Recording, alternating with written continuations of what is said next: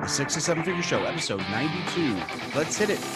Broadcasting from the Valley of the Sun outside Phoenix, Arizona. This is the 6 to 7 Figure Show. Tired of working so hard and having no time? Take your six-figure practice and turn it to a thriving seven-figure enterprise.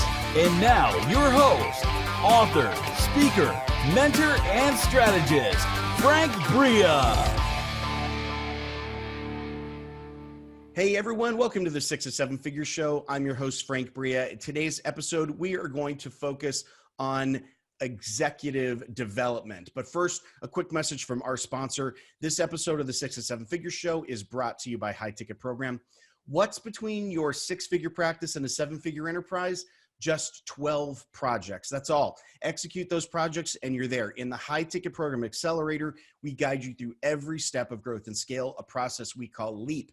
Imagine having a world-class project team guiding you and your team through each and every step of pain-free growth, all with the goal of becoming a seven-figure enterprise and moving away from painful, time-consuming business operations and client delivery. Get a taste of LEAP in your own business by downloading our free High Ticket Program Core Offer Black Book. It contains more than 60 pages of standard operating procedures for your business, including onboarding, customer service, graduation, financial management, and a lot more. You can get that for free by going to the show's homepage, 6to7.show. That is 6to7.show for your free Black Book. I am absolutely pleased to be introducing today's guest, Bob Kroon. What keeps founders, owners, and CEOs up at night? What do they worry about? Do they have an opportunity that requires thought and planning or an issue they haven't faced before?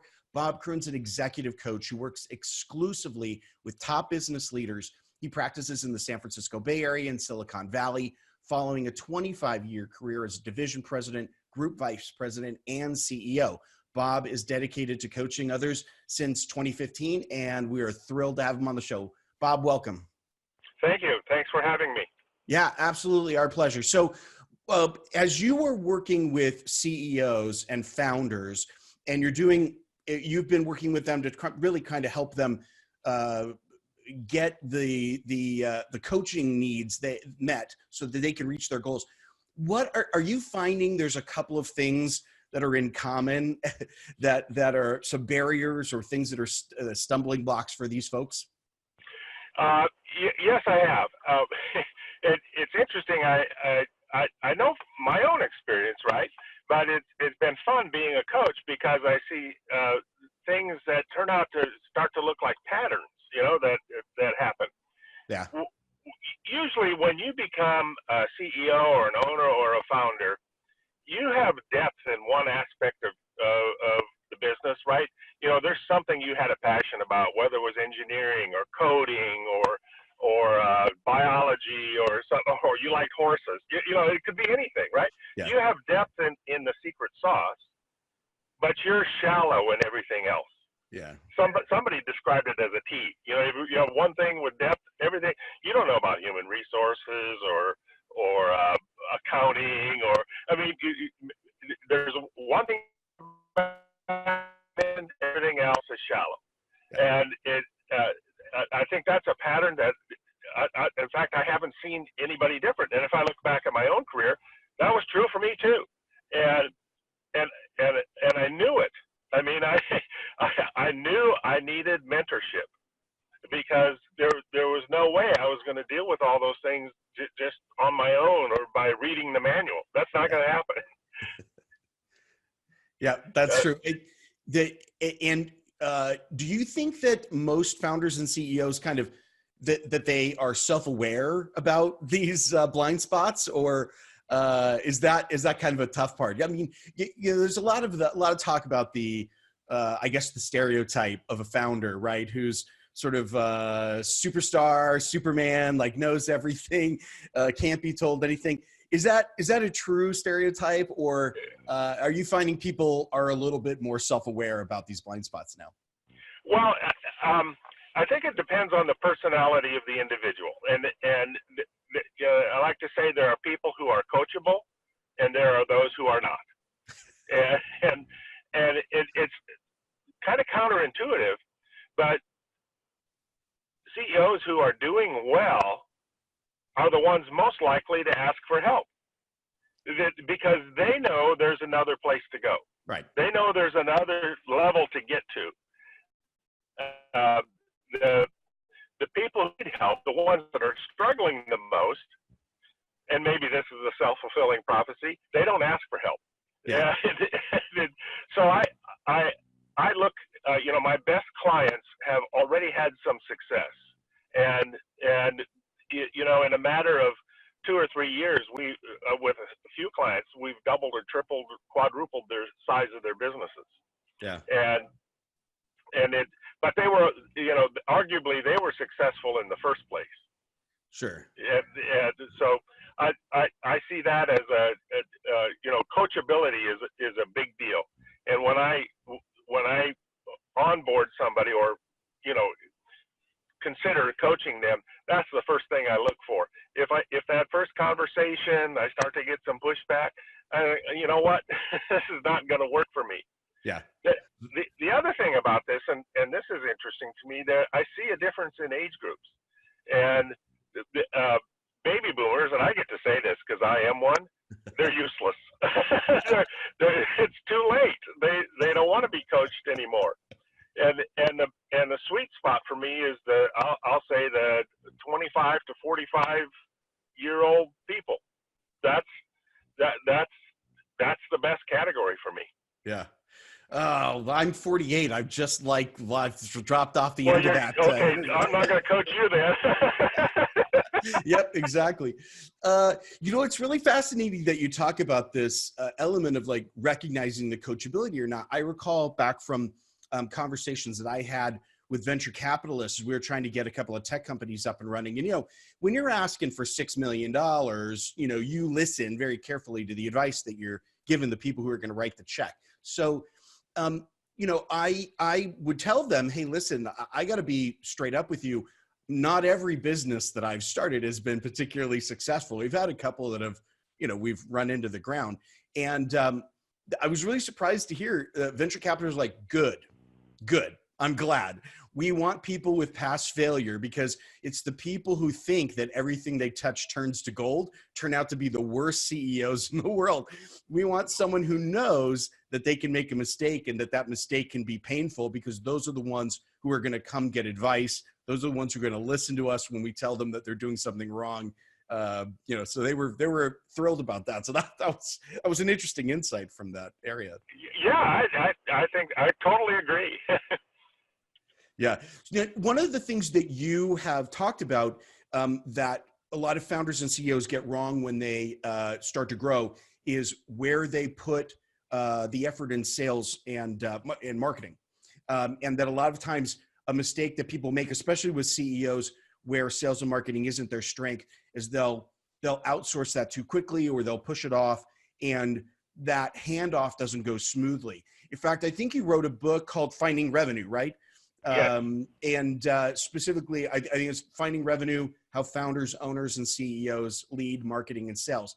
Now, that's a fascinating concept because I think a lot of people view like the CEOs of Fortune 500 companies or whatever as being sort of out of the sales and marketing game and into the investor management game completely.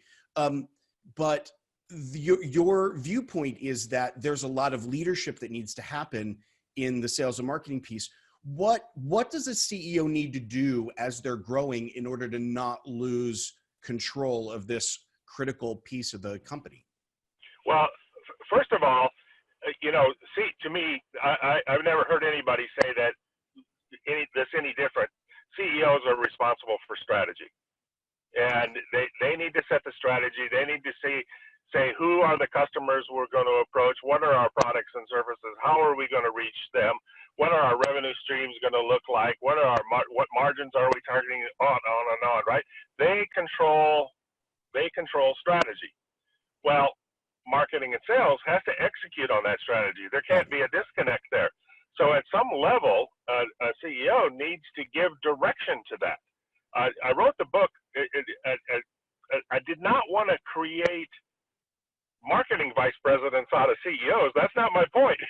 I'm just saying that you need to give them direction and in the context of your strategic planning. Yeah. Yeah. And I guess there was a trigger. I had an interview with a potential new client, and I was sitting across the table, and they'd had ups and downs in revenues, and it was a really neat engineering business and some high profile clients. And I said, well, so what do you guys do for marketing and sales? And he said, I've hired 3 or 4 salespeople in the past, and they never work out. And so we, meaning him and some other engineers, all do a little bit of it, right? And I said, well, so I'm thinking, you know what? You have no accountability. And finally, I almost got angry, but I didn't. This guy doesn't know how to hire a sales and marketing person. He doesn't know how to give them direction, doesn't know how to retain them, and of course it never works out for him because he fails in the first place. Right. And that's when I went home and I guess sat down at the keyboard. Is it? You know what? I've seen this too often. And it's not a one-off event. Lots of people have this issue. Yeah. Some of the best stuff I've ever written have come out of frustrating conversations with people. That's true. It's really interesting, this dynamic, because I see it. I agree with you. I see it all the time, especially in high-end services and consulting firms where, when you ask about sales and marketing strategy, there is no strategy. In fact, there's almost a strategy is a bad word. We get all of our clients through referrals. It's all word of mouth. And that's the only way you get a consulting project, or the only way you get a new project is through word of mouth. That's what we do. We just do really good work, and then we'll just expect stuff to come in. And then when you ask about things like, well, have you ever tried to bring a salesperson on? They can't sell stuff. They don't know how to sell stuff. They don't know what they're doing. There's this anathema. It's like an anathema. Like they don't want to deal with it at all. And I do think it comes from the point that you mentioned, which is it's a blind spot. It's not something they're good at. They haven't really thought it through. But, what do you see happen to companies like that don't have a truly strategic sales and marketing function? Well, first off, the example I was looking at the moment, right? They had peaks and valleys. There was no sustained revenue. They don't know what if I said pipeline, they might think gasoline. They didn't understand, how to put in metrics or how to measure or what a lead is, how to describe a customer segment, how to, I try to coach it as a process, to see marketing and sales as a process. Yeah. And that's really what the first chapter of the book is a person or a process is the title of the first chapter. And I want people to see it as a process. If they think it's a person, they should just throw the book away because the rest of it isn't going to matter to them. Now, I won't say there aren't exceptions. Maybe there's somebody you worked with for a long time and you know their process, and you're confident bringing them on as a co-founder or something. Fine, okay, I understand that, but you still need to see it as a process. Absolutely, because you're at huge risk. I mean, you have key man risk at that point. It's really tough if you can't distill out the magic out of someone. It's funny is you look at a lot of stories in business, and oftentimes what frustrates me most is that people learn the absolute wrong lessons about things. I mean, I think about Steve Jobs as an example, incredibly successful entrepreneur. Yes. I mean, probably one of the most successful in modern history. And yet we are left sometimes with this impression that that entrepreneurship is about superstars, that there's like one special person who can like do stuff that no one else can do. And we get sort of in this idea that we need to go find these superstars. And it's just a really awful, awful place to be stuck where you're trying to find the right person. I love this distinction that you make in that first chapter. I think that's a point that, I would want to emphasize to our audience, like that's a big deal. If you think you're going to solve your sales and marketing problem by hiring the right salesperson, that's the wrong way to look at this. You're going about it completely wrong. Right, right. Well, later in the book, I talk about there's different profiles of salespeople and how should they fit with your business. What's the statistically the best way to look at it? We talk about, what about budget? How much you spend, and how much and can you spend more and grow faster? Yeah. And how do you know that? How do you discern that? Yeah. That's all in the book. Those are great things to know. I mean, just in the work that I've done, even with our clients, I know these are questions that come up all the time. So it's great you've got that listed out there. I want to pivot really quickly to talk about the work that you do with your clients. And so we'll leverage the process concept here to kind of pivot. So as you take your clients through the work that you do in order to get the results, do you have kind of consistent themes that come up that reoccur in the work that you do, or stages they're moving through? Yes, in a way, not always, but I have a typical process, right? I'm a real big fan of Business Model Generation by Alex Osterwalder. Oh, yeah. You know the book, you know what I'm talking about? Yep. Mm-hmm. I think that's the best thinking in strategic planning in the last several decades. Yeah. Because it distills it down to like a one-page view of what your plan looks like. Right. And actually, I wrote a blog about it, about what's not in it in 2015. And on my website, that stupid blog is still the most read page on my website.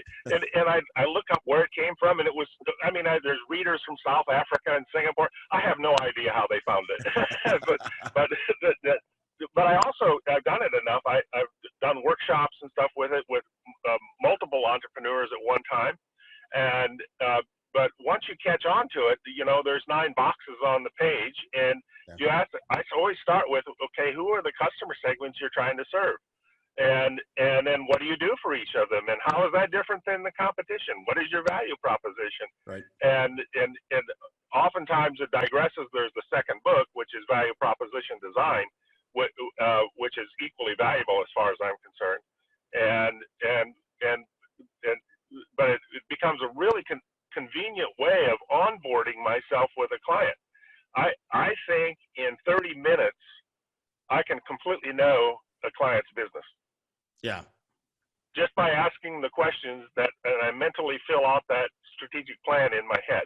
Right. And I've had people at accelerators or potential clients say, wow, you know more about my business than anybody who's ever walked into here.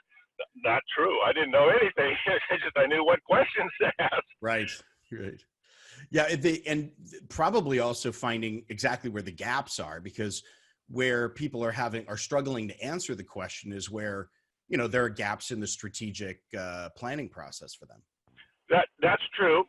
But also, all of us have a certain bandwidth. There's only a certain amount of issues we can deal with in a day. And I like to say, as CEO, when you go to work in the morning, there's maybe 4 or 5 things that you can deal with that day. And are you dealing with the right thing? Right. And are they important? And can they be delegated? Or, and maybe there's something that you're thinking about in the car on the way to work that you were thinking about at 2 o'clock last night, right? Yeah. That's the issue we want to solve. Yeah. Because that's what's bothering you. And so I like to listen to what the clients are saying and what's really bothering them. And usually it's a pain point. It's not an opportunity. Opportunities, I won't say that universally. Sometimes if we solve the pain points, then we can move on to the opportunities. Yeah. Yeah. But they could be anything: sexual harassment, angry customer, misbehaving employee, embezzlers. White collar crime is rampant. It is. Yeah. Yeah. It's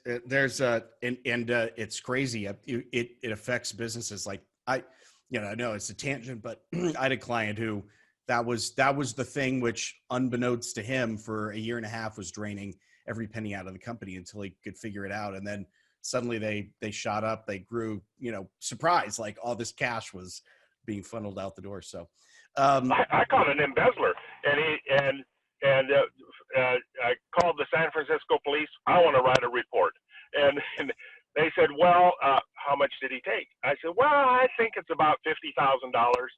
And they said, well, to be honest with you, Bob, if it isn't six figures, we're probably not even going to investigate. I said, you mean I could take a gun, go rob a 7-Eleven for $500, and you throw me in the slammer?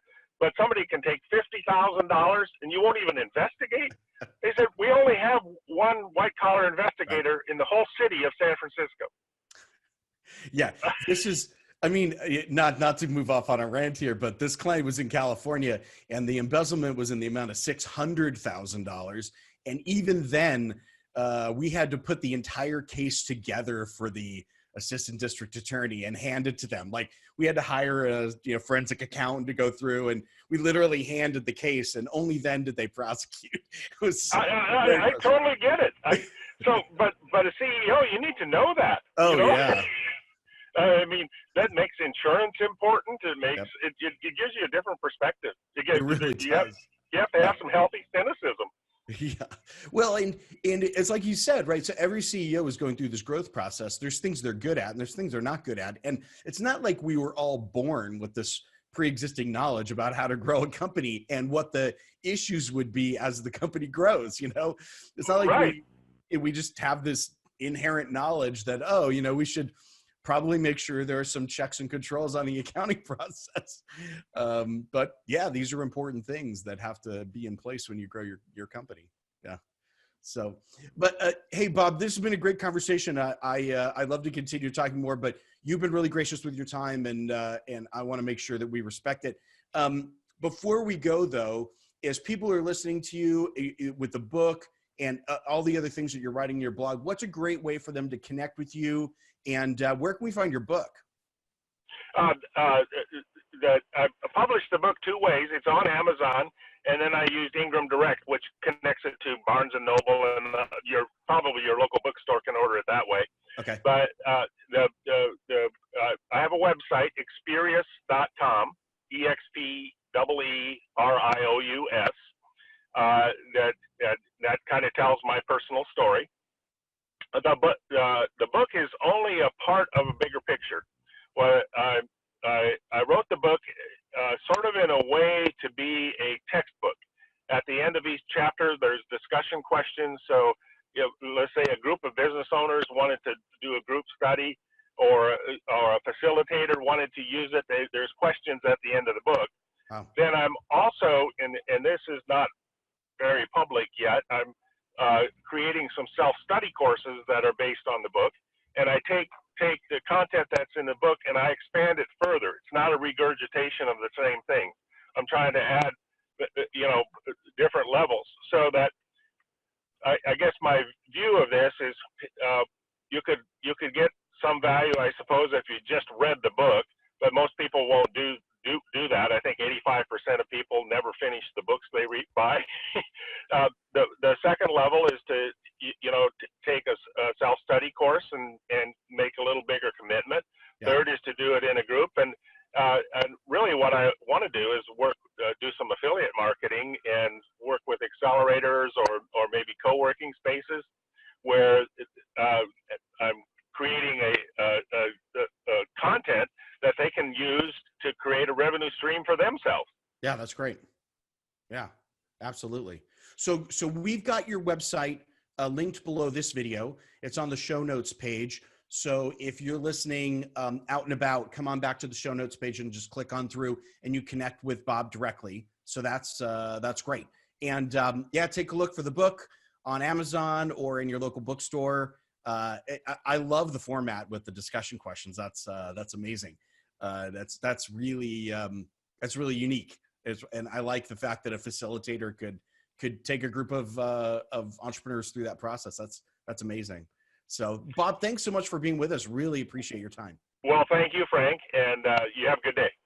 Thank you. And thank you for being with us on the 6 to 7 Figure Show. I've been your host, Frank Bria. Just a quick reminder about the free high-ticket program Core Offer Black Book. Contains more than 60 pages of standard operating procedures on how to run your coaching, consulting, or expert-based service business. You can download that for free at the show's homepage, 6to7.show. That's 6to7.show for your free Black Book.